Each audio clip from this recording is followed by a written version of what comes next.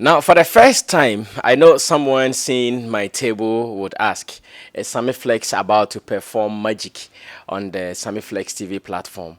No, this is not magical. This is something worth talking about. And I want to even start by saying, if you are not someone with a strong heart, maybe this story is not for you. This story is not for the faint-hearted people. This story is a world story. This story should reach every corner in the world, especially our brothers and sisters who are working on the sea, because we have something to tell the world. Tell the world, movie producers, to get ready that we have a story, in fact, worth billions of dollars for them out of this interview. My name is Sammy Flex, and this is The Real Talk, produced by K-Boy Multimedia, as well as Digital Currency. We are about to start talking about a particular book. This book called Hijacked, forwarded by Ghana Navy. And the book says, 1,000 Days Harrowing Experience in the Hands of Somali Pirates. In the hands of Somali pirates. Now, the gentleman you see here with me is not a musician. He is not an actor. He has this story in reality. It is not a documentary. It is a story in reality. Let's get to him so we can even start talking proper. Big man, welcome to Sammy Flex TV. Thank you very much. My name is Sammy Flex, and you are? I'm Ahiable. Ahiable. Yes, Obviously a Ghanaian from the Volta region. you are right. Good. What do you do? What is Ahiable doing? Ahiable is a marine electrical engineer by profession, but I've retired due to my experience in the hands of Somali pirates. You've retired at what age? At age 33. No one retires at age 33. So why this early retirement? Yes, my sea life experience has been a terrible one, and the last one almost landed me in death, as I spent 1,000 days in the hands of Somali pirates. Looking at all the ordeals that I went through, actually, not that I was afraid to go to sea anymore, but I lost the zeal and the enthusiasm that I had from the beginning, that I want to work on board a ship, I want to travel on over the world. I lost it because of the experiences that I had. Okay. I believe at this stage, if you are watching this interview, you would start asking yourself, what is this experience the man is talking about? Jiwala Ahiable is a Ghanaian. He worked on a ship. And during one of their journeys, he and a crew of how many people? We were 24 crew members. He and a crew of 23 members were 24. So in addition, 25. Okay. He and a 24, so he and 23, you are right. Good. He and 23 crew members were on a ship to where were you going to? We were going from Yemen to Dubai, our home port. Oh, you were going from Yemen to Dubai. Your home port is in Dubai. Yeah. Oh, okay. And in the middle of their journey, they were captured by Somali pirates. Now we are about to listen to the story very closely. This book called The Hijacked captures everything the man has gone through. And again, the activities or the elements you are seeing on the table are some of the happenings in the ship. This interview would be supported with music, will be supported with videos, will be supported with photos, so that you know that what we are about to talk is not some gimmick. It is not a documentary, but then reality. So, Ahiable, let's go into the book. Who wrote this book? I wrote this book. And what is the content of the book? The content of the book is about my 1,000 days harrowing experience in the hands of Somali pirates. So it starts with the prologue. Then chapter 1 is the first day, the day of hijack, and ended on the 1,000th day. So my book is actually chaptered according to the number of days and the happenings. That's what I use to chapter the book. I see. Okay, so let's do it this way. I don't know if you want to take yours, but I am taking mine. Let's see how best we can do this. we're going straight to the content of the book, where we will be looking at each. In fact, I know you want to get a book. After everything, we will tell you where you can also get this book to buy. We will tell you how you can even meet this man if you want to continue with this story. And we're still looking at Hijacked, 1,000 Days Harrowing Experience in the Hands of Somali Pirates. Now, when we even say pirates, who are pirates? What is the work of a pirate? What do they do? Well, let me take you back a little bit. Good. I'm the first of 6 siblings to my parents, and after my secondary school in the Volta region, I came to a regional maritime academy then, now a university, where I studied marine electrical electronic engineering. Okay. So after graduating, I purposed that I want to work on board a ship. Okay. That's what I took to. I had the heart that whatever I want to go through it. In my first attempt, that was in 2006, there was a lot of problem on board the ship. So after we returned from a trip on our way to Senegal, we got to Ghana and we decided to request for our salaries, and we got to the breakwaters in Tema. It was then after we were paid 2.5 months salary, we decided to disembark because the condition of board the ship was not safe. Okay. So I came back home, visited my parents, came back to continue a new job search. During the process, I became sick, and so from March 2006 until December, I was treating my health. Then the following year, I was well to get a job. I went from agency to agency, pay agency fees, but I still didn't get a job. 2008, 1st July, that I had a call from a company in Dubai, and I had the job. I left here on the 15th and joined the company in Dubai. After 1 year, I returned to Ghana. And when I returned, I had experience as a marine electrical engineer officer class 2 certificate holder. So there was this agent who knew me very well. So they were pursuing me that they've got a job for me. So I came back and I told them my terms and conditions. And I actually came on leave, 1.5 month leave. But because I wanted to change the job, I requested for 2 months. So 1.5 months, the company called me asking whether they should send my ticket. And I said they should give me up to the end of the month as I requested. I was there and I haven't had a job. So the end of the month, 2 months, I realized that am I going to continue to stay home for a long time again? I sent an email to the company. They said my position had been given to someone, and therefore when there is a vacancy they will call me. So getting to the end of September 2009, I had this call from this very agent I'm talking about. Okay. He said they've got a job. I went to Tema Committee 2, climbed to the office, and the contract was handed over to me. And when I look at the contract, that was not the terms that I speculated to them. I told them, no, this was not what I requested for, because the salary was even lower than what I went for in the previous company. And that the ship was far older than me. I never wanted to work on board that. But so there was back and forth. I had a senior electrical engineer friend who I told about it. He said, no, don't go. And I had a support. So I came back and told them my intention, I was not going. Then the agent took pen and paper, began to calculate something called voyage to voyage percent. You know, there is a clause in it that voyage to voyage, you had some kind of percentage. So he tried to convince me, trying to amounting to the amount I actually requested that to be paid. Okay. So that was still not convincing. So we were descending.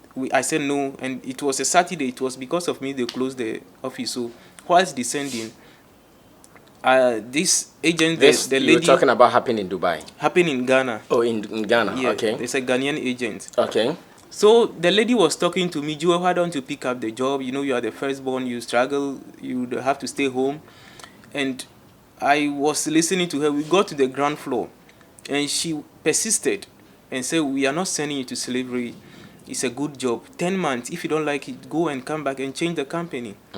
It was then I called back my electrical engineer friend, and I told him this was what the lady was saying. They say it's a good job. He said, well, Jewel, I said don't go, but if you want to go, you may go.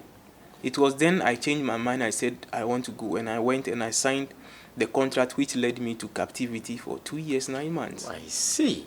So you nearly even swerved the whole I nearly ordeal. swerved. I wasn't listening. You know, God speaks to us Yeah. in various ways. I wasn't listening to God. And I always say, what I used to encourage people is that if we would cultivate the habit of asking God, God is ever ready to direct us. Okay. David, a man after God's own heart, always ask God, inquire from God whether when I go on this journey I was going to be successful. And that was how he was successful. You couldn't ask. I know. You I did thought not ask. I was in need of a job. So when it came after all night, or I think all this, that I should take it, even though the signals were clear, I went for it. I see. Now, this tells me about the first chapter, I guess. That is the contract. The contract. How the contract was signed. Yes. So now we got that one. Now, I was asking that because there will be so many people who might not have experienced what these pirates are about, what they do. Take us through it. Who are pirates? What do they do? Pirates are like the armed robbers of the sea. You know, whilst we have the armed robbers on land, they are also robbers. But on the sea, we call them pirates. So they go and then seize ships, demand for ransom, or they steal some item, money, either injure the crew and leave the ship. Their attack or their prey has always been ships. Exactly. Nothing but the ship. Nothing but the ship. So Yeah. they are always on the sea. Yeah, they are always on the sea. And some of them captured you for 1,000 days, you and your crew. Yeah.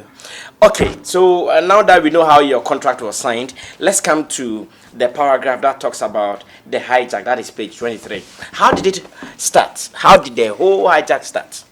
Yeah, I joined the ship I left Ghana 29th, and on the 30th I joined the ship in Oman, Salalah.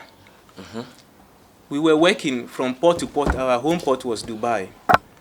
So on our last voyage, we left Dubai to the Red Sea, to various other countries like the Djibouti, Yemen, Port of Eden in Yemen. Now, on that voyage, we had an accident. Our new chief officer collided our ship with a stationary barge, the side of our ship. And then What is a stationary badge? a barge is like a floating object without an engine, so it needs to be towed. Sometimes it's used to carry heavy equipment. Oh, okay. Yeah. So it was stationary on the sea, And and it your was in ship the hit night, it? and our ship hit it. That was when you had started your journey. Yes. Okay. So that created a lot of problem. So immediately our chief officer, which he replaced, was called to come back. So we went and discharged our cargoes. When we got to Dubai, some other colleagues decided to go on a short leave. They went home because they are from Yemen. Then we got to Sudan. 2 Ghanaians were supposed to join us. One came and one couldn't come because he was late to the airport due to traffic. Then we got to another country. He came and joined us. Finally, we got to Port of Eden in Yemen. And then the new chief officer came on board. And then the one who banged the ship against the barge was asked to go home. Those who went on shore leaves, they came back. That was on the 28th of March 2010. We left the port very late. And on the 29th of March... When you say very late, around what time? I think around 12 midnight. That was when you people started the show. Yeah. So very early in the morning, I got to the mess room to take my breakfast in the company of the chief officer and the chief engineer. I picked my food when the emergency alarm sounded. And quickly we began to make... Who sounds the emergency alarm in a ship when there is an attack? It always comes from the bridge, so the duty officer, Okay. whether being captain and AB, the chief officer. Those who be in the bridge. Yes. Okay. So the alarm sounded. So we decided to make... So before we climbed to the next deck, bullets started hitting the ship. And immediately, I thought it was pirates because in that area, where would the bullet be coming from? So I descended and went back to the mess room where I was to take the breakfast, and then I entered the galley. So I went to like behind the burner to hide there, so that in case the bullet was penetrating about some 3-4 plates before if it would get there and hit me. We were there and we realized that our captain was trying to do defensive maneuvering.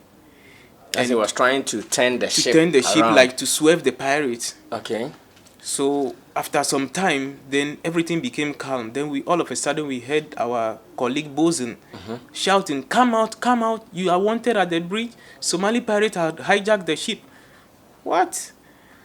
So we came out, and when we began to climb to the next level, then we saw this pirate who wielding an AK-47. And how many of them did you see firsthand? One. Just one person? Just one person. But he was having AK-47? Yes. So he asked us to put our hands on our head, and we did. And they asked us to go to the bridge. We got to the bridge and we were asked to But the bridge of a ship is in the plane, where we call the cabin. Yeah, the captain's where the wheelhouse. Yeah, exactly. Okay. So anytime you hear the bridge, then you should know that is where the captain of the ship, that is where his office is, like the driver's place, the front seat. Exactly. So we got there and we were asked to sit down. And all of us sat down, other colleagues joined. And then we were told that our ship was no more going to Dubai, and that will be taken to Somalia, where our owner will be made to pay some ransom. That was what the pirates told you? That was what the pirates told us. That your ship is no more going to Dubai? To Dubai. They are returning it to? Somalia. Where the pirates are demanding a ransom from the owner? Yes. How much ransom were they demanding for? We will get there and I'll tell you. Okay, good. So, I call that day the darkest day of my life. Do you remember the date? 29th of March 2010. Around 7:45 a.m. That was when the pirates fully take over the ship. And I was down-spirited. I was sad. I was speechless. I never knew what to do. It's like the world has come to an end for me. I questioned myself whether this was what I wanted to go in for. Then the regrets started flowing in. Don't go. Don't go. Don't go. For days, I never entered my cabin. I vacated my cabin, joined the two Ghanaian, or the three of us, Asari Prince and Francis. So you were not the only Ghanaian on the ship? No, we were 4 Ghanaians. 4 Ghanaians, okay. In actual fact, we were 6 different nationalities. Okay.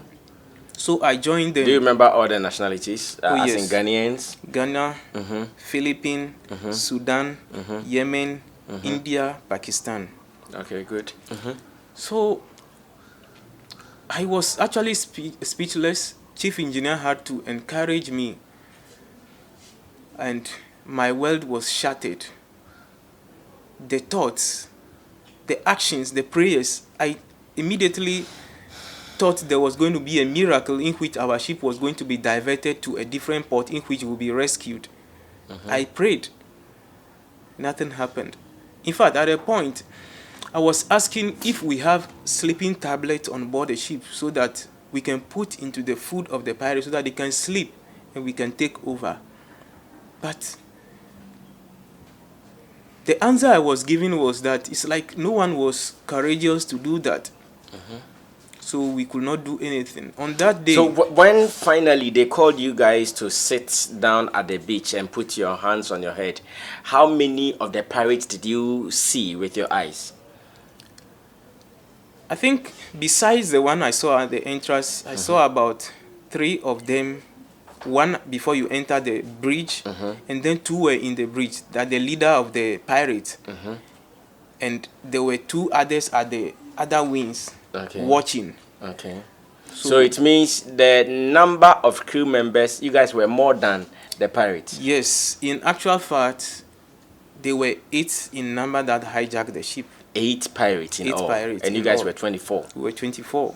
Because of the power of the gun, we were not. Did you not have guns in your ship as well? Don't you guys have weapons in your ship as well? Well, it was after the hijack we knew that we were having two weapons on board the ship. So because of fear, everyone forgot. Yeah, we didn't forget, or the one who was in custodian to that didn't forget. He went for the chief engineer. When we all left, he went for that machine gun, AK-47, from under his bed. So you guys also had how many AK-47s? One AK-47 and a machine gun. Oh, I see. So he went, took it, and shot at the direction of the pirates. So he thought he had hit them, and some fear. So he left the gun on the deck and went into a hiding.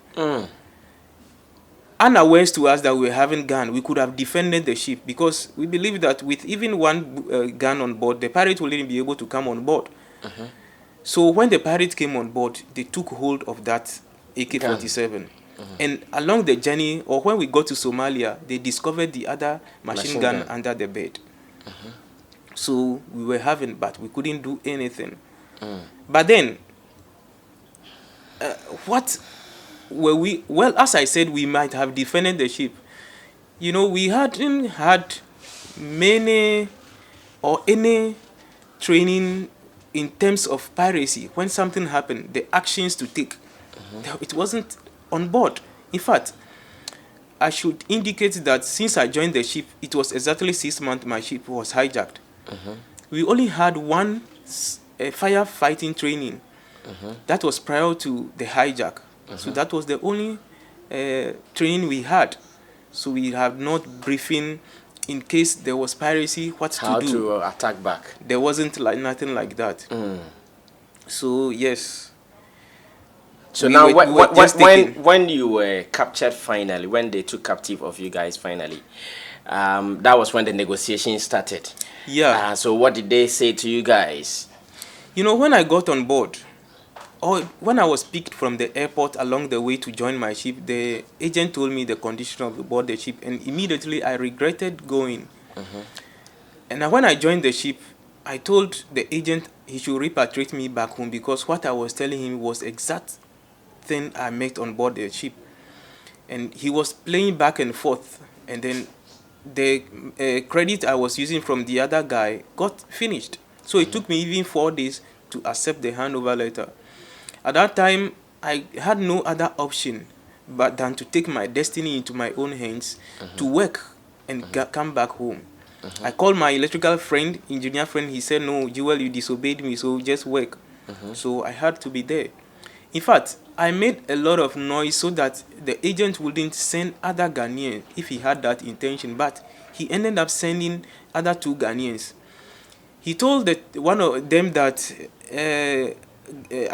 I was making noise, because Ghanaians, when we travel outside the country and the place is good, we try to say things to discourage people from coming. Yeah. I was telling you the reality on the ground, but he sent the Ghanaians. And they told me this in captivity, and it hurt me so much. So they came. You know, the guy who the flight left, you know what happened? Because he's in search of job, he stayed home for long. He decided to approach his sister, and his sister decided to buy him a ticket to come and join the ship. So he met you in that country? He met us in a different country. Okay. Buying his own ticket. Good. And he came and met us, and he was held captive. I see. Others talk about the chief officer who left just the following day the ship was hijacked. He caused an accident and left. I don't know what destiny is telling us in this. I see. I want us to go back to the ship. When you guys were captured finally and that you knew all hope was lost, what did the pirate demand? What was their negotiation?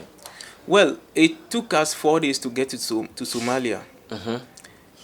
On that day that the ship around 8 p.m., warship approached. Warship approached. And we saw the Navy in a black speedboat, so we thought they were coming to rescue us. So some of us, I picked my VHF in my coverall, and I went to the lower deck, so that in case there is an exchange of fire, I wouldn't be hurt. We were there for a couple of minutes, nothing was happening, so we came and inquired, and we were told that the commander of the warship asked our captain whether we needed help or not. And the pirates told him to tell them that no, we don't need their help. They should go away 20 nautical miles. Because by then they were with him. Yes. If he had said anything else, they would have killed him. The warship, they were aware that our ship was pirated because signal had gone out that the ship had been pirated. Oh, so the warship actually got signal. Yes, that sure. Your ship had been pirated. Yes, exactly. But and when they came, they asked again whether they needed help. Again, is that not amazing? So they obliged and they escorted us until we got to Somalia and anchored. When we got to Somalia, we were all asked to vacate our cabins. Our bags were searched, all valuable, everything, things belonging to us, most of them were taken. Then the pirates, a lot of them came for merrymaking for arrival of another ship. So when they came... When you got to Somalia, more pirates joined the ship. Yes, more pirates came and joined the ship. They were making merry. Because they've captured a ship. Yeah, they brought ship, they slaughtered. Wow. There was merrymaking on board the ship. And they slaughtered what? Ship. They slaughtered a ship? Yeah. So they came with a man they described as the pirate surveyor. And he came and went to assess the cargo and the ship to see how much ransom to be charged. What was the ship carrying? We were carrying generators, transformers, and then empty... As in plants? Yeah, plants. And transformers. And then empty containers. I learned those containers are used in refineries. We were transporting them to Dubai. Oil refineries? Yeah. So he said that the ransom to be charged was $10 million. $10 million? Yes. And we shouted. It was communicated to our owner. He didn't say anything. Did the pirates tell you guys your owner should bring $10 million? Exactly. Because they asked our captain to speak to the owner. And he was making it. And at that time also, the pirates don't speak English. So there must be somebody who should translate. So we always have a negotiator on board. So he was communicating this to the owner mostly. But the captain... The negotiator among you, or they brought him? No, they brought a negotiator.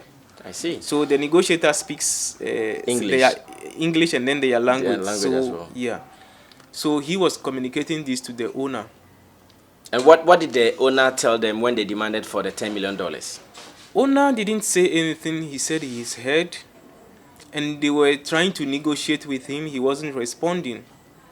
Then on the 15th of May, the pirates... Which year? 2010. Were set. They brought in ammunition and about 20 pirates came on board. The pirates brought in more ammunition into the ship? Yes. And prior to that... the ship had docked? The ship, had anchored far away from the land. Okay. So they brought in more pirates and then more ammunition. Prior to that, they supplied us with fuel for boats. And then they asked... They directed our welder to prepare a ladder, which is called pirate ladder, which they use in hijacking. So 2 speedboats was brought on board, and our ship was a general cargoes and ro-ro. So it was very easy to go on a piracy attempt or piracy adventure. So on the 15th of May, we embarked on that journey, and the intention was to hijack 2 ships. So our ship became a mother ship, so we can take them to far, so that they will be able to hijack any ship in that vicinity. Indeed, the day our ship was hijacked, I found a ship in that area. And with this experience, it tells me that that ship was carrying the pirates, and they dropped them and they came to hijack us. We went on this attempt twice, but it was unsuccessful. In fact, the first one, the pirates decided to change the name of our ship from MV Iceberg 1 to Sea Express, thinking it was going to escape the pirates, but escape the Navy. But they forgot that it's in the equipment. So on the morning, the evening that we were going to lower the boat for them to hijack the ship, we encountered the warship or the Navy. Again. Okay. They came and they asked where we were going, our mission, and our chief officer or someone else told them that we were going to the next port. And they said, we know your ship had been hijacked, and we had no information that you've been released. He said, no, we are just going to discharge cargo. And he said... Once again, they denied the hijack. Yeah. And then the Navy said, okay, we want to come on board and inspect the ship. And it was then that the pirates, at that time they were hiding. So they came out and surrounded the ship, and they said they will not let them in. And the warship commander said, they go back to Somalia. So they didn't take any the action. warship did not take any action. No, they again. But at that time, they confirmed that really you guys were under attack. Sure. They again escorted us until we got to Somalia. When we came to Somalia, life became pathetic because we ran short of water, fresh water. Our food ran out, so pirates have taken control over everything. So we had to resort into drinking air-conditioned water. In my book, you find a gallon. Hold it. You were drinking air-conditioned water. Air-conditioned water. The water that drips out of the outer how do we call it? The outer unit. Outer unit. That was the water you were drinking. Yes, we had to put gallon under it to collect it, and that was what we were drinking. And even that. But was the air condition able to be on throughout the 1,000 days? No, air condition wasn't on throughout the 1,000 days. Along the way, we ran short of diesel, so we stopped using air condition. You ran short of diesel on the ship. Yeah. So most of the things stopped working. Exactly.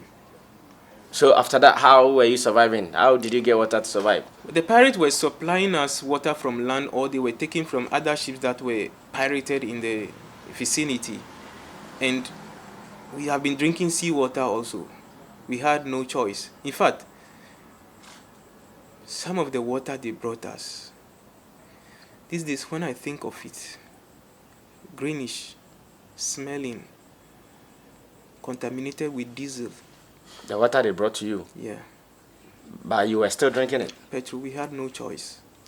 That's why when I think of the kind of water we drink back there in captivity, I feel some way because it was smelling, but we had no choice but to drink it. What were you also eating? Now we know how you were getting water. How were you fed? When our ration got finished, the pirates were bringing rice from land. They were bringing these refugee beans, big. The rice was some dirty one, labeled WFO. The rice was labeled. The World Food Organization was labeled, and that was what some of the rice they were bringing were labeled like that. So they were cooking this for us. When we don't have fresh water, we have to cook our rice with seawater, and it's only seawater, not stew added, nothing added. We have to eat that rice like that. Even if it's fresh water, we have to eat it like that. Fine. When we got to Somalia, for some time they were supplying sheep, and they were cooking, and the sheep, they would just boil it in water, just like that, and then we will eat. There is a food called japati that the pirates that we ate. And for our 1,000 days in the hands of Somali pirates, it was prepared with seawater. It's in form of pancake, and then it will be put on a hot plate, given to us each morning or in the evening. Because you said the diesel was finished in the ship, how were you getting the fire and all that? Yeah, since we had no diesel to put on your gas and all that, an idea came from one of my colleagues that we have drums. So we should cut it and make an improvised stove. So we cut it, and we were having wood on board the ship. Those woods are what, when let's say container, we want to carry container, they put it down and put it on it. So we were using that, and it got finished. So we decided to use the plywood furnishings in the cabins. In all the cabins were lined up with plywood. So we remove all this plywood as fuel, one after the other. Just to get fire to cook the rice? Yes. That was given to you? Yes. I see. How would you describe the pirates? Were they friendly pirates, or they were the pirates who would torture you with the least provocation? The pirates were very wicked unto us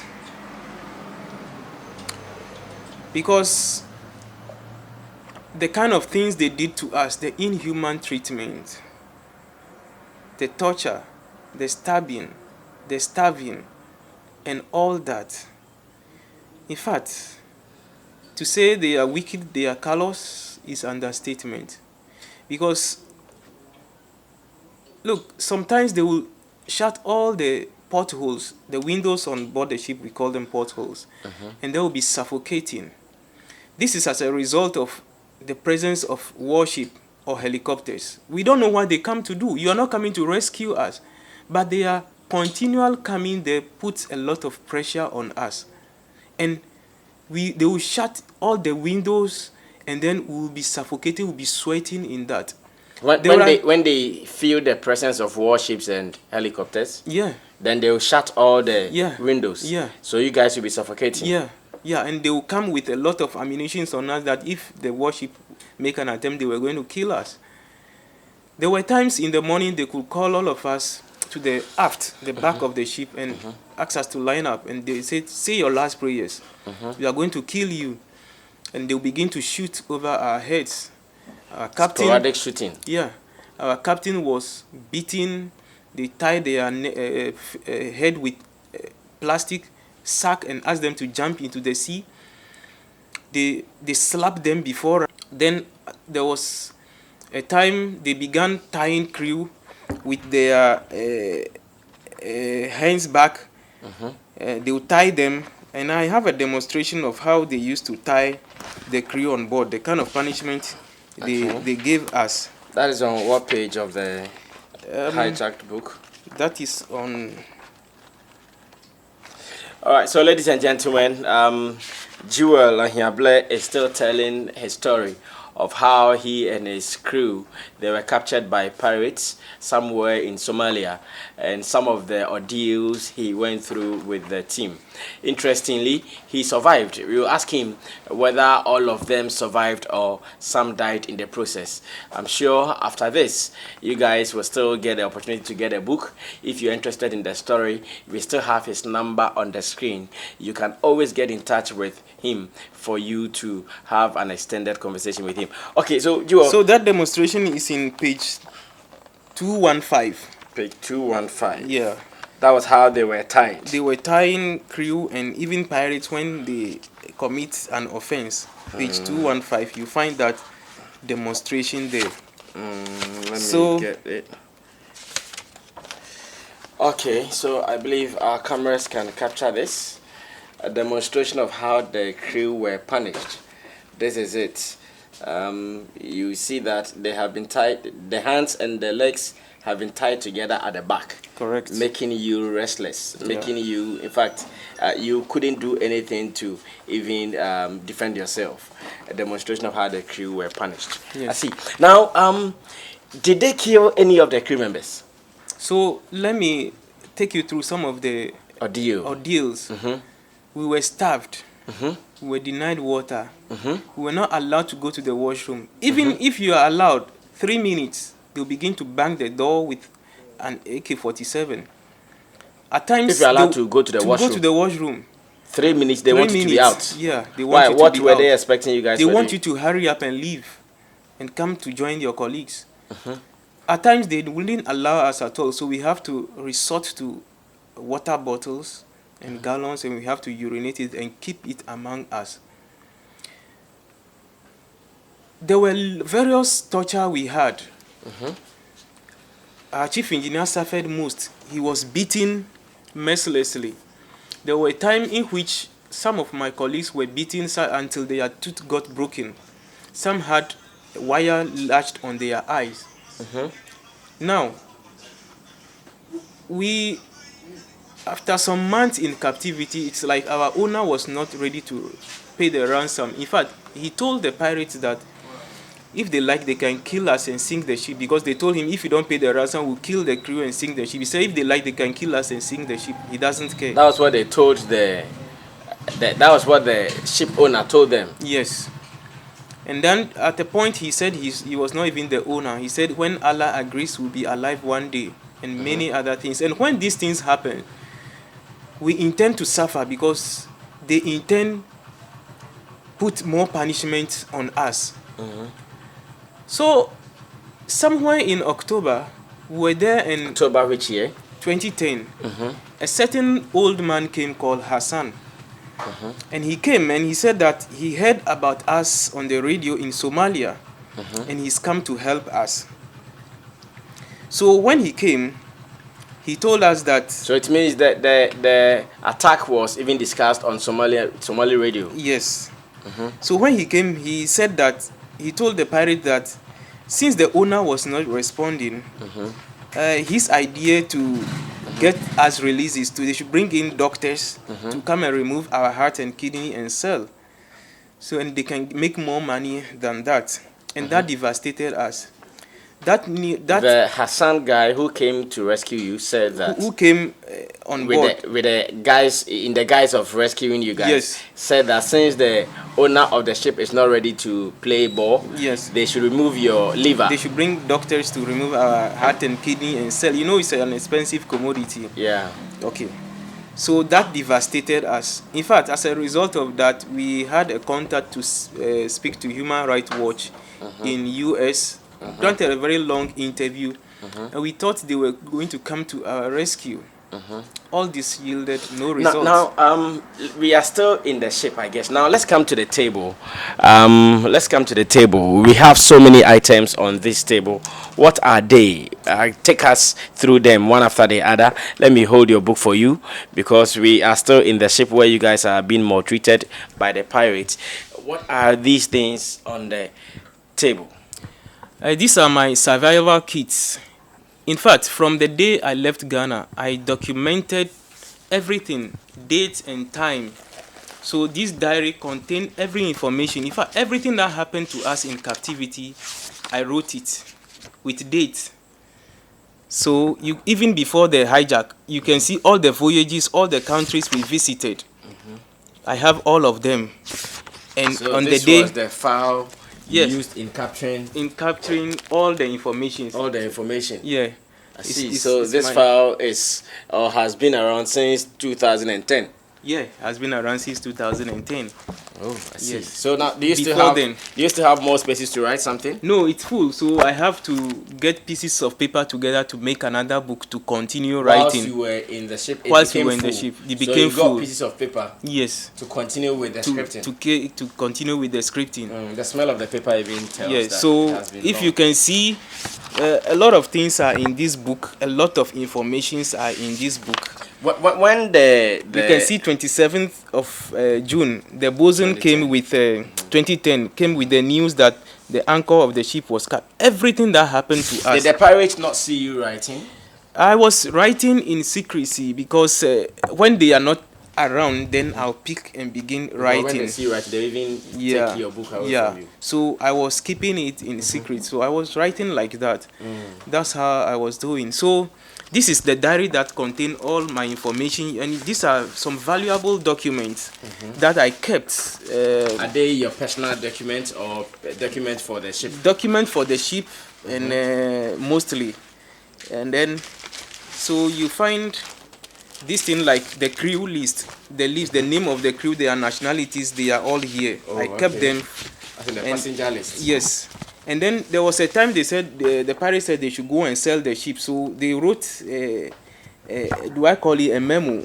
And this is it. I kept this also. The pirates wrote a memo? Yeah, they asked the captain to write that they want to sell the ship.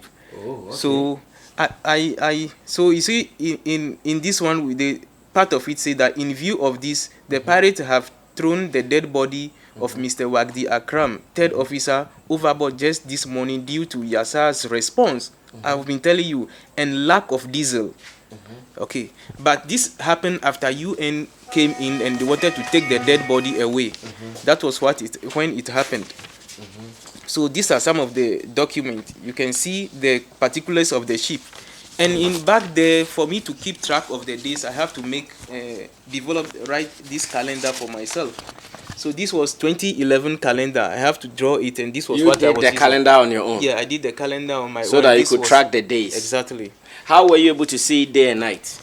Day and night, we do see day and night because where we were kept, it was not in the dark. Oh, okay. So we were seeing day and night. I see. Now, this short, I do not want to wear anything belonging to the pirate. So I have to use curtain, the window curtain, to make this knicker short for myself. I use needle and thread to sew this knicker for myself. If you can see, So do you believe that it was sewn with hand? No, it doesn't look like. Yeah. Why did you have skills in sewing? I never had skills in sewing, but So the you were able to do all circumstances, these styles. I was able to do all these styles. Even behind, I put And a so- pocket behind. I have side pockets. So you did all these stitches? All these stitches, you can see. Man, you are multi-talented. And back in captivity, I was having some dollars with me. In order to protect the dollars, I have to make hole in this thing. I have to make it big and tie my money with plastic and put it in my shirt. For instance, this dress, I used it a lot in captivity, and I have to put my money on my waist always. So if you can see, I always put the money here. So anywhere I'm going, anytime I change my dress, I have to remove the money and put it back. In the last day, my money was stolen. I protected it, but the last day, my money was stolen. I cannot tell who stole it. Whether the crew members or the pirates. Yeah. But so this one also was with you. Yeah, this was what I was wearing. Yes, I was wearing. So this. you wore this thing for 1,000 days. For 1,000 days. Were you washing them? I was washing them with seawater. Without soap? No. At the point you have soap, sometimes you wouldn't have soap. See, now let's go ahead. We have more items. I have to make slippers. Indeed, I never wanted to wear anything belonging to the pirates. So this is. Why you thought they could poison you? Or something? Never. I wasn't interested in anything. Even if I was able, I wouldn't have eaten their food. But that was impossible. So I ate their food. But any other things that would make me fancy things, I wasn't interested. They were supplying with dresses. They were supplying with dresses, clothes. and I don't take it. So these slippers, I have to put pieces of carpet together. This is a life jacket belt which I used to make the slippers, and this was what I used pieces in sewing of the what? slippers. Carpet. Carpet. Yeah, I put together to make these slippers myself. This dress, I used it so long, and then this was the dress I used the day we were rescued on the 1,000th day. This is what you used to do to sew the slippers. The slippers. I see. This. So you had all this with you in the ship? Yes, I made it myself. Why, you knew something was going to happen? No, it was after this that I made all these things. After the hijack. And when things became difficult and I wasn't willing to wear anything belonging to them, I have to do my own thing. So this was what I was using back in captivity. And this was what I wore the day we were released. The day you were freed. Yes. And okay, if so you, some if of you the see videos one, and photos are still on the screens for you to see. And the reality of the story we're talking about here. This was the dress I wore the day we left the ship. And if you see most of my pictures, this dress is inside. You were in the dress. This dress was also what I was using in captivity. And then my books, my Bible. I'll start with this. When I was leaving, my mom gave me this devotional guide, Daily Manna, and this was what I was using. Oh yes, over and over. You spent 1,000 days, 2 years, and how many months? This book, 2 years and 9 months. 2 years and 9 months. Yeah. Okay, so you read it almost 3 times. Yeah, no more than 3 times. Okay. It's not for a whole year. I think this is for only 3 months. Oh, this is so for I 3 keep months, repeating it. Okay. And this was the book I carried along. Even in my first contract, I was reading this book, The Purpose-Driven Life, written by Rick Warren. What on earth am I here for? It's an interesting book. You have to read it. Okay. And then my Bible, I took it along. On the last days, the pirates destroyed my Bible. They intentionally destroyed it? Yeah, they intentionally destroyed it because, in fact, during captivity, how they see me reading every time, they were scared of me. And more especially when my beard and my hair grew, they became scared of me. I was even threatening to shave it. They threatened to shave it, but I refused because at that time life doesn't make sense to me. So I decided that I was not going to shave my beard anymore. They destroyed this Bible. They destroyed this Bible. You could see I read this Bible from Genesis to Revelation, and I've written them the times I read it. Every date is right here, and some of the things that I did in captivity. So these are my. What is this also? This one was my hair and beard that I shaved. I decided to keep it because when we were released, my beard grew very long. I have seen. In fact, because I was giving up, life doesn't make sense to shave again. So I said, well, if I will die, I want to die like Samuel the prophet. So I left my beard and my hair. So So when you when cut we it came to Ghana, I cut it and and decided to I keep them. decided to keep them. That's See, why so I have how them. long has this hair been with you? This hair has been with me. I think I shaved on the 1st of January or 2nd of January 2013. We arrived in Ghana on the 31st December 2012. I And see. yeah. Did any of the crew members die? Yes, as I said, after the heart and kidney issue, that uh, negotiator called one of our colleagues, Wagdi Akram, and told him that he will be taken to shore, to land, and chopped in pieces. So he became so frightened and was hiding himself. One particular day, he went to hide himself, and we searched for him. We couldn't find him. Later in the evening, he appeared, and we thought the best we could do for him was to put him in chains because we hoped we were going to be released soon. So he was put in chain, and even in the chain, he was misbehaving. On the 4th day, I got up, and the second officer released the chain. When I asked him, he said his condition was okay and that he was responsible for him. So on Why that was he day, getting insane or something? yeah, because he became mentally incapacitated. He was He was because of this. misbehaving. Yeah, Abnormally. He yeah, was behaving exactly, abnormally. Okay. exactly. So he he Because released of the the chain. trauma he went through. Yeah. So on that day, 27th of October 2010, as a Muslim, he went to their praying room, and I was in the workshop making my slippers when uh, all of a sudden our bosun was shouting, "Help, help, help." What was it? He didn't say When you say you're anything. bosun, what is bosun? Bosun is a crew member on board that takes order from. It's not an officer. He takes order from the chief officer or the second officer, Okay. and issue command to the ABs to do. So Okay. he is in charge, like on the deck machinery and Okay. other things. So he was shouting. He didn't say anything. So he went and called the chief officer and an AB. And whilst we were going, we saw one of the speedboat passing, and there was a hijacker, one of our hijackers on board. So he pleaded with him if they could assist.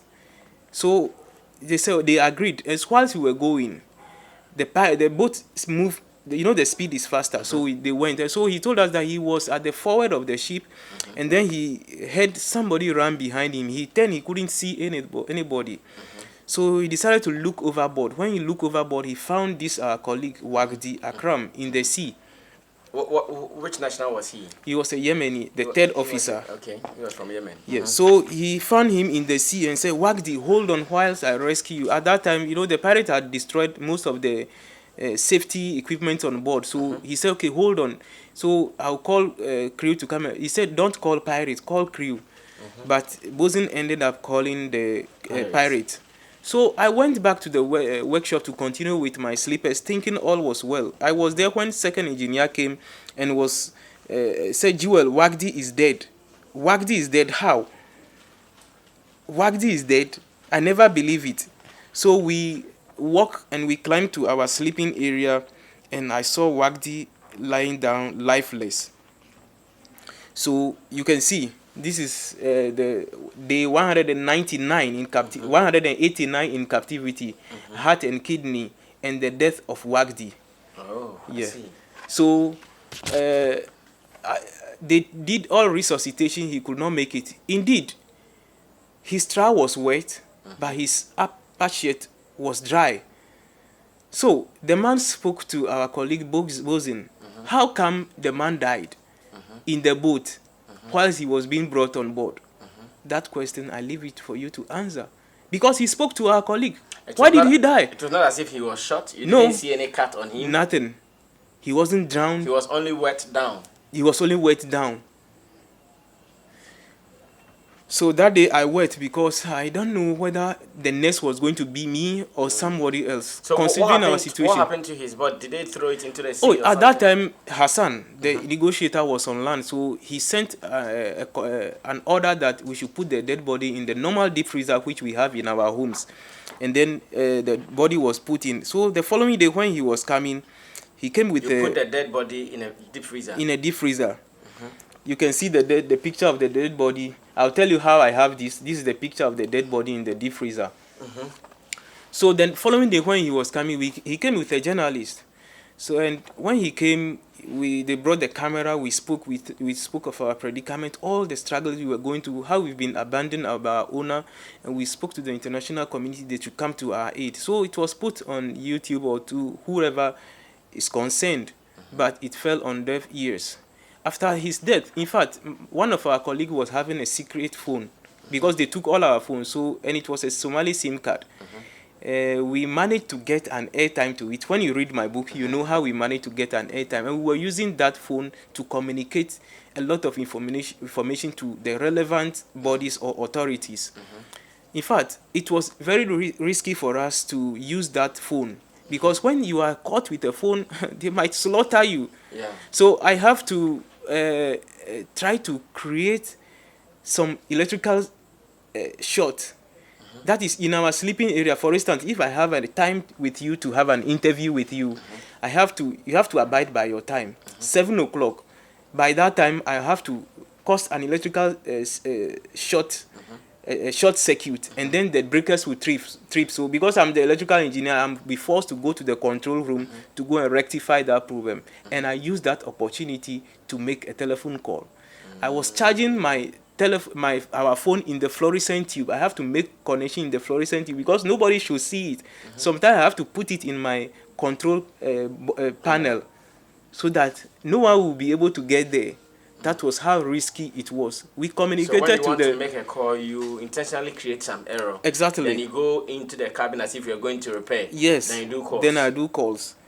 And we were doing that. We communicated to various authorities, even to the member in the Foreign Affairs Ministry in Ghana here.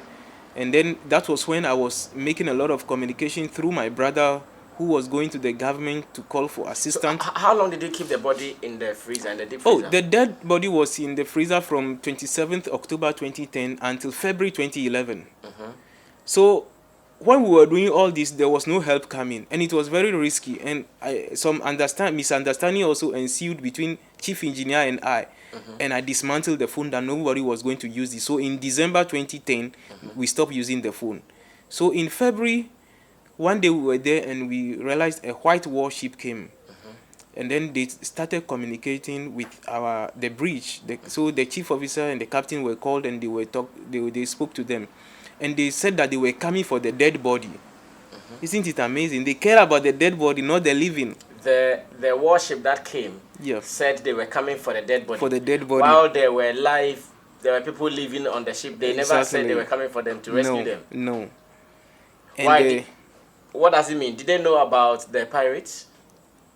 they know about them. No. Did they have any connection? Because if it's a warship, then they should have come to attack them. My brother, how many times have we encountered the warship and they never rescued us? They never even fired one shot. Never.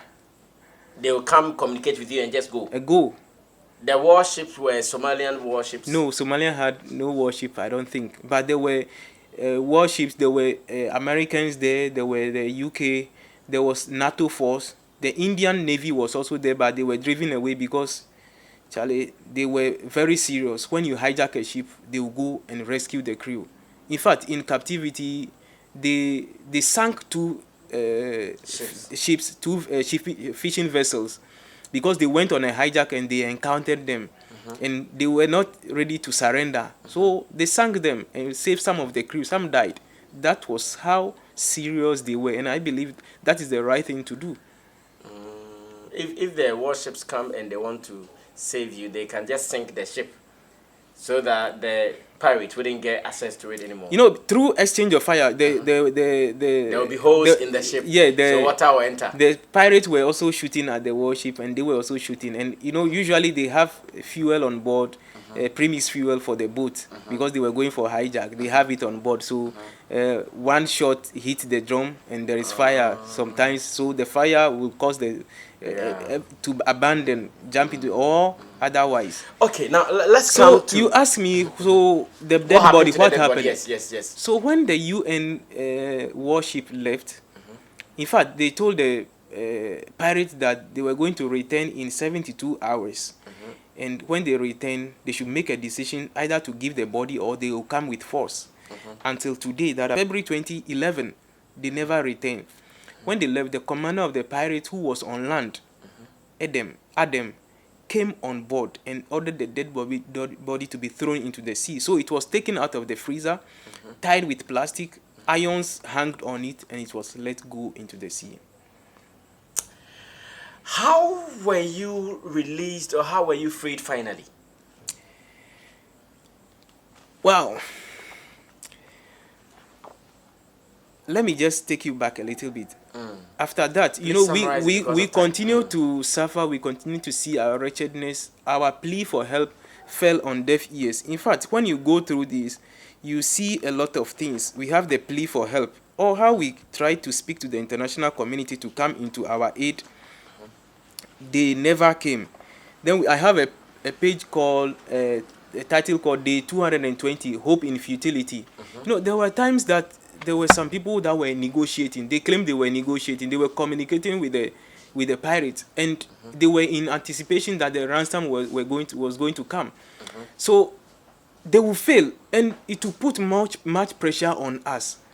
So in fact, those who try to do negotiation, they should have it in mind that whenever they are doing that negotiation, we are having a ripple effect on board the ship, because the pirates tend to make more pressure on us. So when you are doing a negotiation, you need to do it in a certain way that you not put pressure.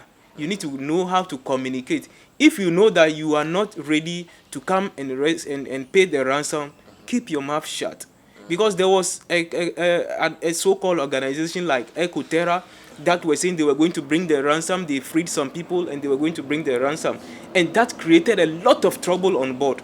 Even at that time, they kidnapped somebody from land and brought the person on board the ship. So sometimes, you may not know, those pirate boats, some people who have been kidnapped are on board the ship there. Because it happened in our time. We witnessed a lot of things.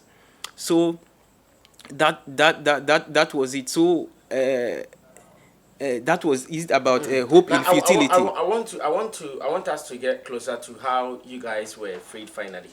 Because of time, Yes. I would want us to come there, so we talk about the story, how people can even get a book. Yeah. And again, internationally, like I said, this man has more to tell you. Maybe you're a movie producer, you want to develop this story. He has everything. That's how he calls it, the harrowing experience. Maybe he can even tell you more if you have an extended space with him. How were you freed finally? Indeed, we went on a second hijack attempt, but it also proved futile. We encountered the warship and they returned us to Somalia. When we got back to Somalia, it was in the time of monsoon wind. There was a dangerous wind at the Indian Ocean, and we were asked to take the ship from Garad, that's where we were kept, to Hobyo in Somalia, a dangerous pirates area. So on that voyage, we encountered, there was an opposition to current and wind, and we could not make the speed. It was terrible. If you read the book, you know. During that time, they accused our chief engineer of being responsible that the ship was not moving forward. So they beat him. A boy of about 14 years was beating chief engineer. They beat him mercilessly. They took him up, held him down, used kitchen knife to split his 2 ears. In fact, you find this picture. They used kitchen knife to split his 2 ears. Yes, they split the 2 ears and left them hanging. And so those were some of all these photos are in the book. All these photos are in the book. Okay. You can see chief engineer's ears split. His 2 ears split and left hanging. So on that day, 3rd September, our ship went aground because we lost our all our anchors. An anchor was procured from another pirate vessel. We lost it. Our engine freezed and we could not, so it went aground. We thought that was going to be the end, but that was not. The pirate asked us to move the ship, which was impossible because the dam has already broken and water was coming in. And after that, on the 5th of September, they asked us to pump the water. After cooking our rice with seawater, they called us and they started molesting us. They took us to the Monkey Island. It's the topmost surface of the ship. They took us there, and that day we thought they were going to kill us. They lined up, and They that took you day, guys out of the ship. no, on board in the ship, from in the the ship. bridge to the Monkey Island is the topmost Oh, surface. the It's Monkey called the Island Monkey is Island. on the ship. Yes.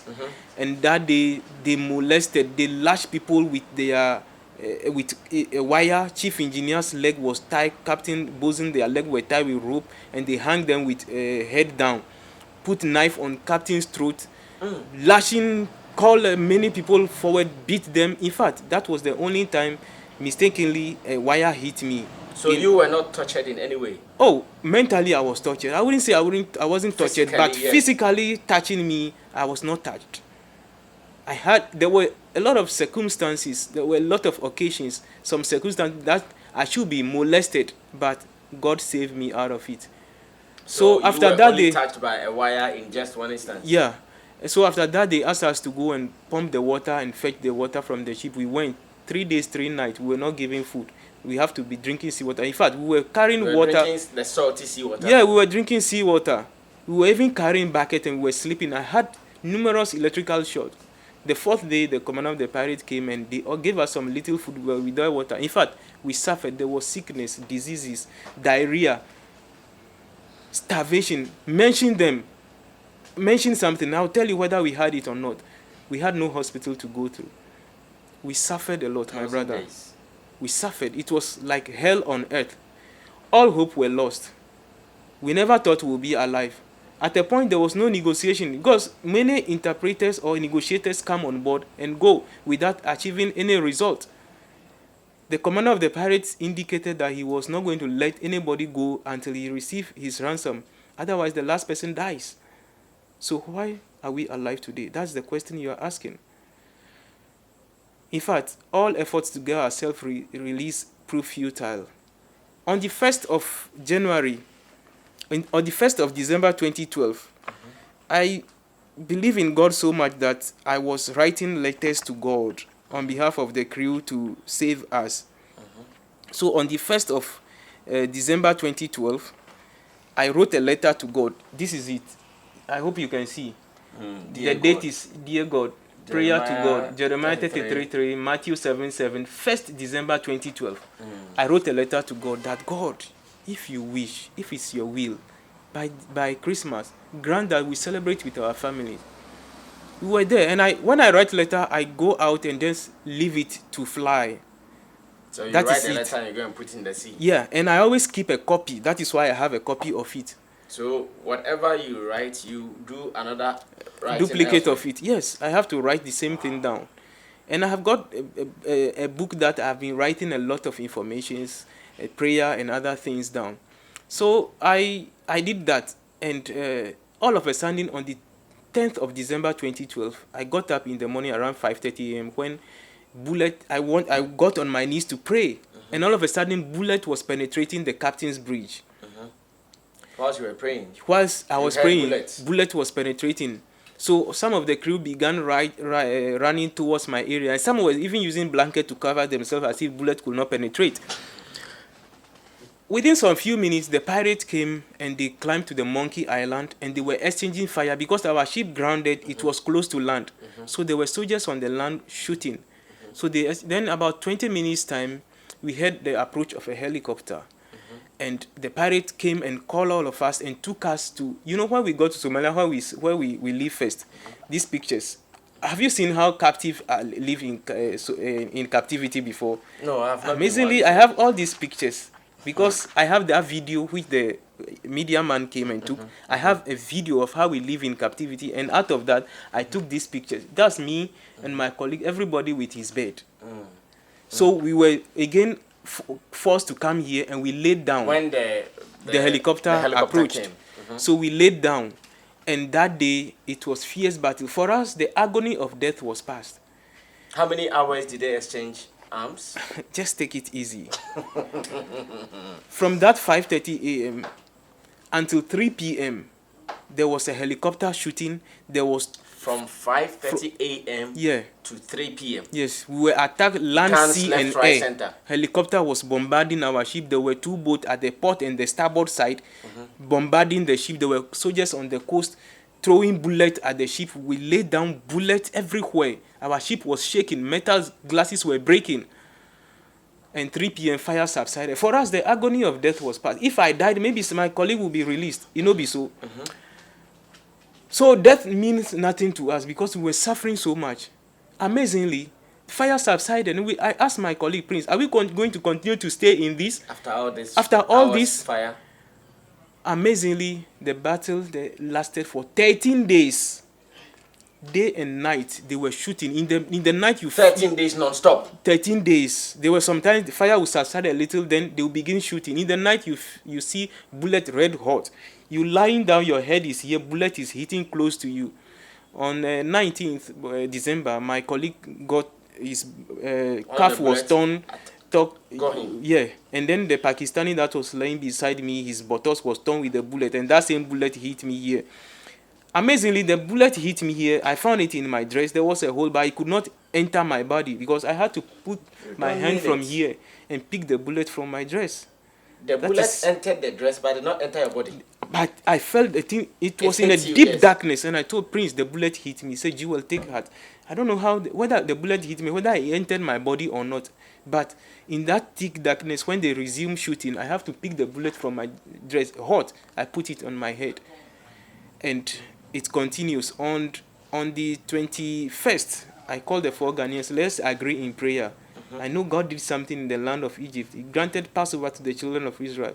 And when we agree together, we will pray and God will hear our prayer. At midnight, I'll call you. Let us pray. I had a small Casio watch, and I called them 12 midnight. Just be at your position. Let's pray. We did that prayer. And the following morning, which was a Saturday, 22nd, there was a little shootout. And the pirates, I don't know how they managed to establish communication between them and the rescuers. And they came and told us that they have agreed that they should let us go free.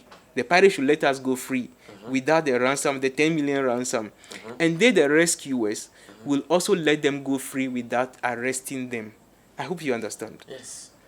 The rescuers. Yes. That they should not arrest them. Yes. If they don't arrest them, they will let you guys go scot-free. Free. But if they arrest them, they will kill you. That was the condition, in fact, the rescuers gave them. Because indeed, there was no way the pirates could win that battle.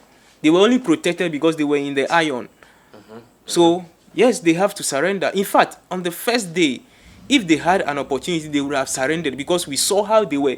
They were scared. They were scared. So all the bullets from the rescuers, none also got the pirates. No. Nobody was hit. No, nobody was hit. So on that day, they agreed, and 2 of my colleagues that sustained bullet injury were taken that day to shore for treatment. Indeed, the pirates are always liars. Somalians are always liars. So we don't believe them for their words. Until those 2 guys were taken away, then we realized that yes, maybe rescue was coming to us. So the following day, which was a Sunday, 23rd December, the soldiers, the rescuers came on board, checked the number of crew, and then the pirates packed their ammunitions, even took bags for my colleagues and their clothing, and they took them. The soldiers took them in their speedboat, the rescuers, and took them and let them go free. And then by 1 p.m., we, the crew, were also evacuated to land. And indeed, for the first time in 1,000 days, 2 years, 9 months, 33 months in captivity, we stepped our feet on land. Yes, some of my colleagues, like the captain, Ganesh, and then Francis, were taken to land before and brought back. But some of us, we never stepped foot on land, and we got to land to thank God. But you know one amazing thing? We were rescued on my birthday. Wow. Which was? 23rd December. I'm a Sunday born. And on that Sunday, we were rescued. On that day, we spent 33 months in captivity. And on that day, I turned 33 years old. Wow. To the glory of God. Wow. So, do you see this as your destiny kind of thing, or what? Because Well, from the beginning to the end, everything surrounding you and the happenings, they don't make sense to the human mind. well, God has a plan for everything that happened. Believe me, if I had not gone into captivity, will you have had this story? No. Because 22 of us were rescued. In fact, our chief officer got missing until today. He's not been found. So Whilst you 22, guys were on the ship, yes, he got missing. yes, You don't know where he we don't passed, know. whether he died or We don't know. he was left in the sea. You have no idea. We don't know until today. 22 of us were rescued. How many of them are carrying this story? Even the Ghanaian, They are all sleeping. I'm carrying this story. Look at the information I've kept. In fact, I found out from one of my colleagues who is a potential, I think, could write book. He said, oh, he has forgotten about the story.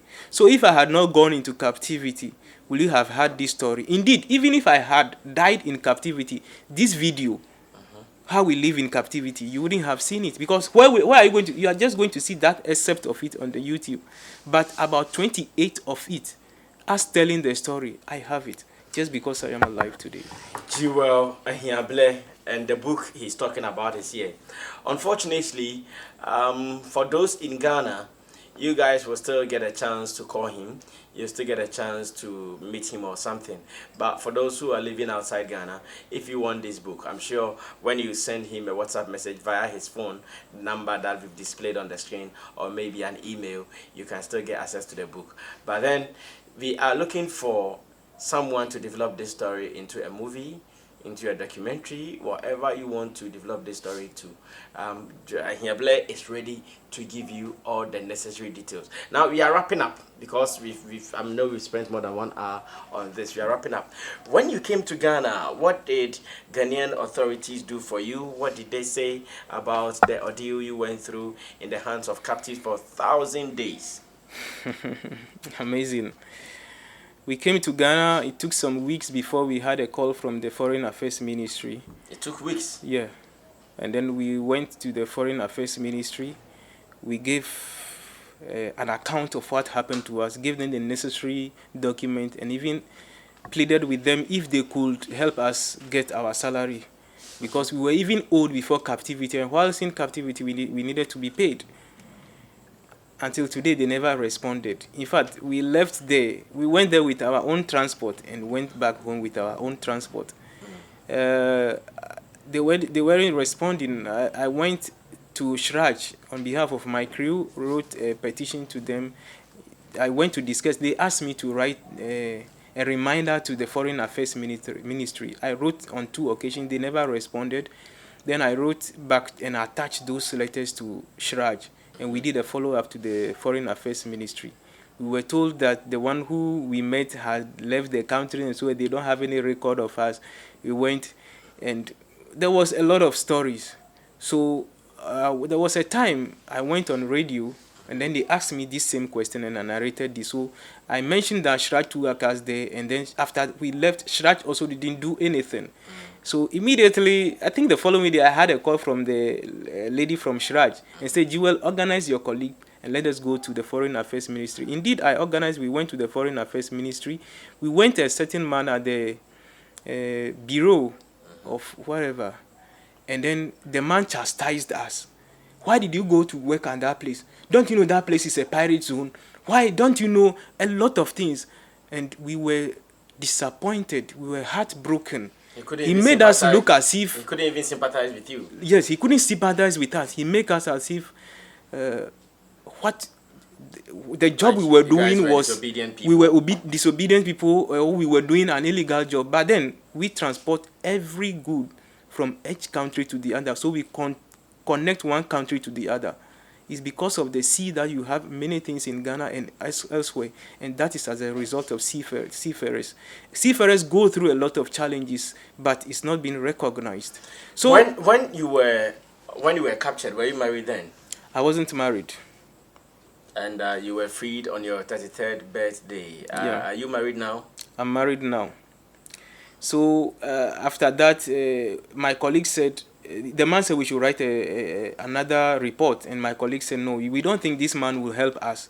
So all the colleagues you came with, they are in Ghana. They are in Ghana. They are minding their business. Are they still working on the ship? Oh, they're looking for jobs. They are not getting job. Even as it stands now, They they've are not gotten job. struggling. They are struggling. We are all struggling. Let me tell you, one of them called me one day and said, Jewel, I am struggling too much. I'm suffering. I want to go and do armed robbery so that when I am caught, I'll tell the international community that, yes, I had my daily bread. And this was what happened to me and I was neglected. It's like captivity after captivity. And I told him, Prince, I don't think I'm... Go and rob. He said he wants to go and rob. So that When the only intention was to be caught and then tell his story that this was what happened to me. I came, I have no job and I'm struggling. Came to rob. Yes. And I told him, Prince, I don't think that is the best option. We in captivity, we have an experience. We know how to hijack ship. The best thing is to go and hijack ship, so that when you hijack ship, you hold people for 1,000 days. Then you violate people's rights, and the community will see that, oh, there is nothing wrong with it, and then they wouldn't mind.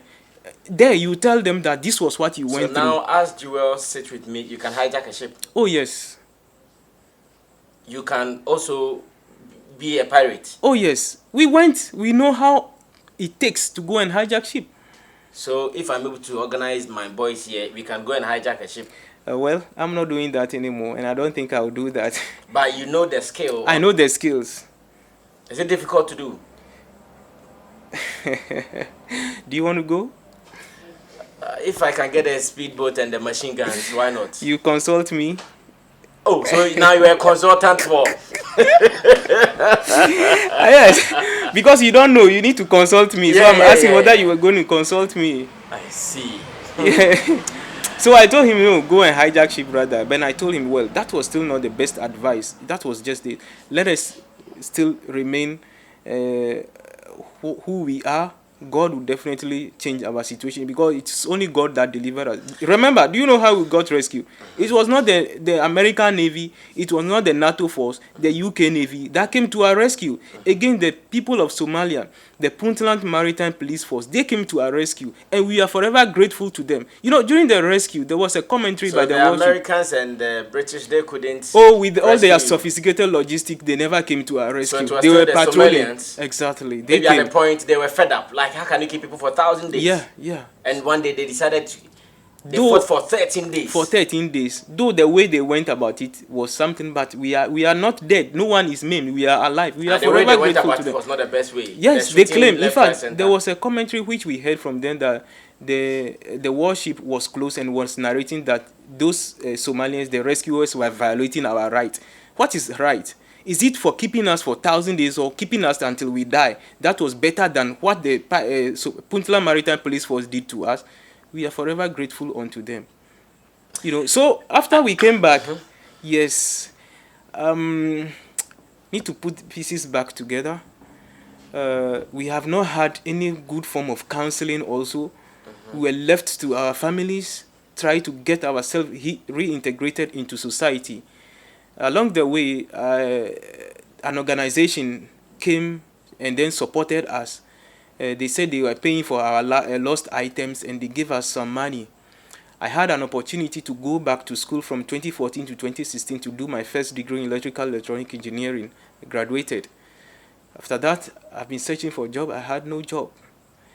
And before then, I've been developing this story. A friend said, Jewel, why don't we write a story? So I've been writing this story. I put my pieces together and I've been developing them. When my story was ready from last year, I had no money to publish. Wrote for sponsorships.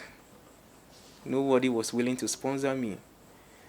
Before I published this book, before I published this book, my junior brother had to take loan for me, which I'm yet to pay. And then even it wasn't enough. So from March, I was not able to launch the book. A classmate of mine had to give me money to add up. That was when I was able to publish this book and launch. Indeed, after school, I also got married to my wife, and we are blessed with a son.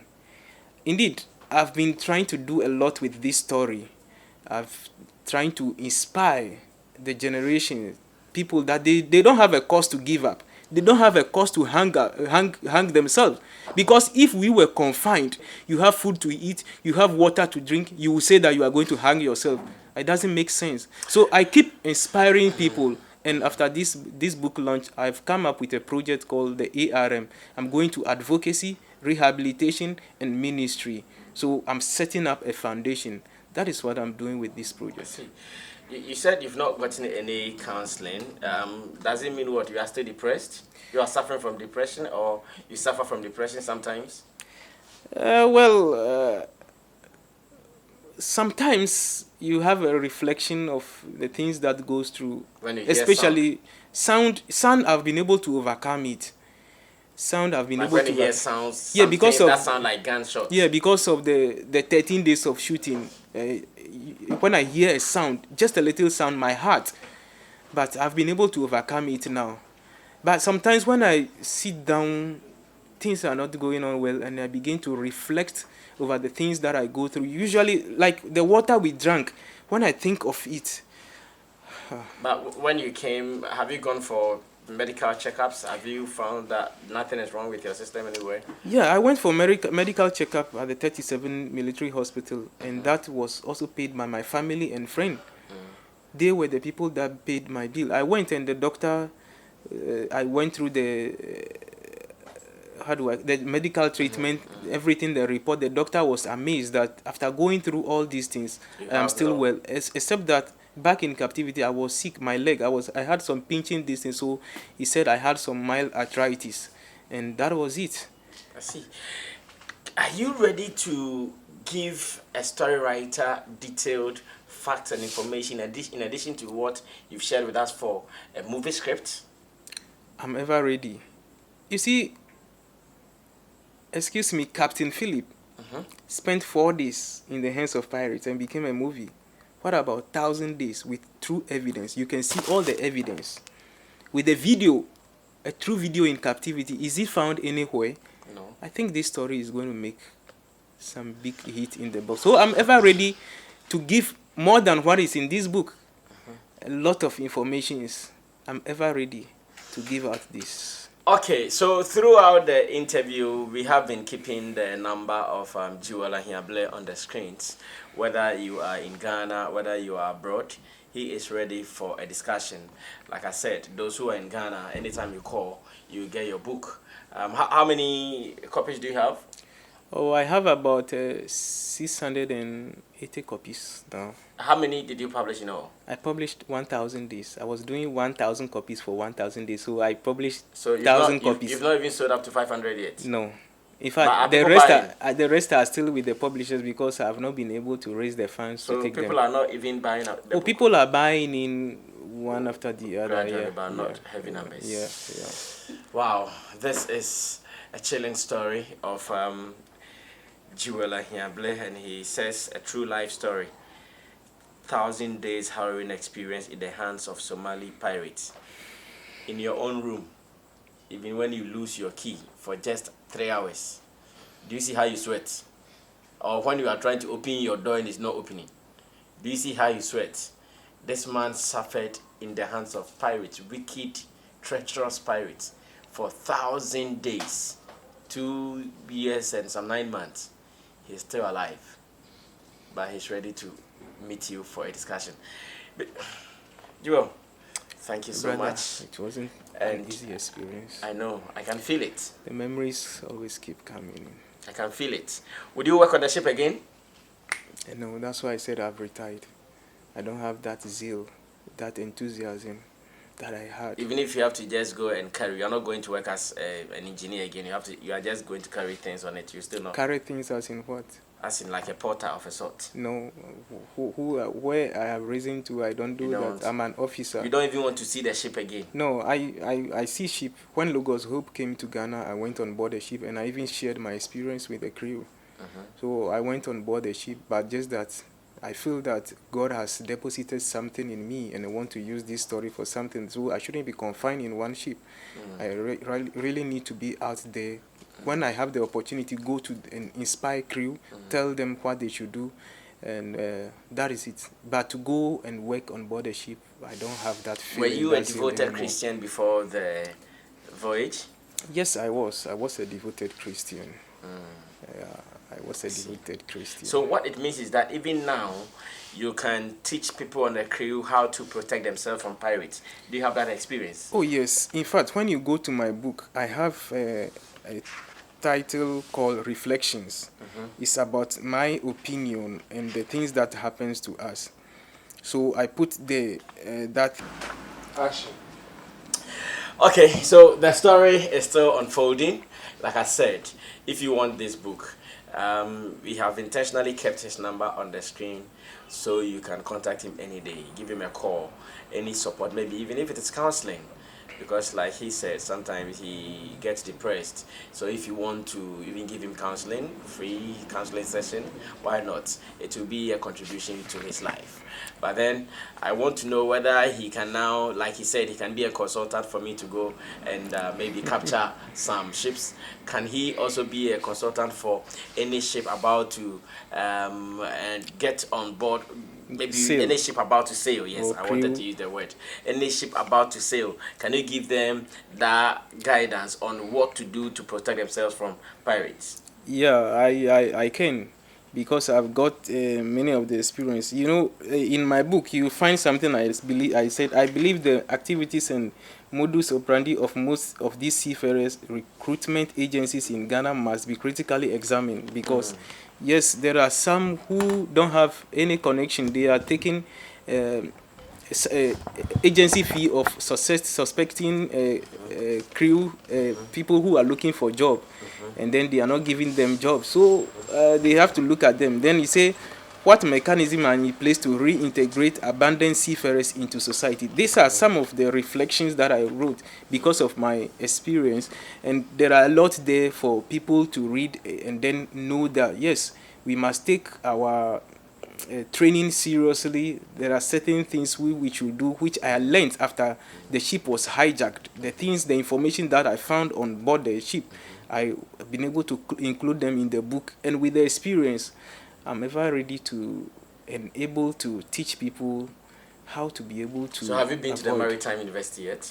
Well, I went back to school there and I graduated. I remembered in somewhere 2015 After the experience, you went back to the Maritime. to the Maritime University to do my first degree, I see. and then I You still graduated. want to work on the sea. No, I don't want to work on the So sea. why did you go back to I Maritime? did electrical engineering. So, as for us from Maritime, we could work anywhere, Oh, okay. on land or sea, whatever, even in the air. This is how beautiful they will package the book for you if you get one. 1,000 Days with Somali Pirates. You can survive without adults. Guys, get your book, get the story, and let's see what we can do with it. My name is Sammy Flex. Production was done by K-Boy Multimedia, Digital Rasta Currency. This is the man with the $1 million story. His name is Jewel Ahiable. Get a book and let's continue with the story. God bless you, Jewel. Thank you. God bless you too for giving me the opportunity. The world will hear from us. Thank you. All right, my name has been Sammy Flex, and this has been the Real Talk on Sammy Flex TV. Share this video, subscribe, and let the world know about it. This is Ghana, our story. Thank you for watching.